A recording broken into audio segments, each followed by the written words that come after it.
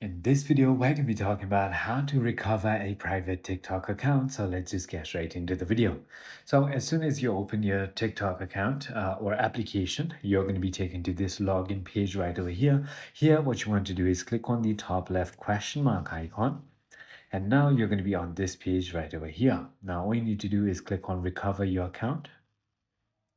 Simply go ahead and search for your username or email that you remember logging into your account with,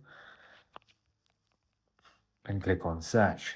Now, as you can see, it will give you a couple of options how to verify your identity and log in.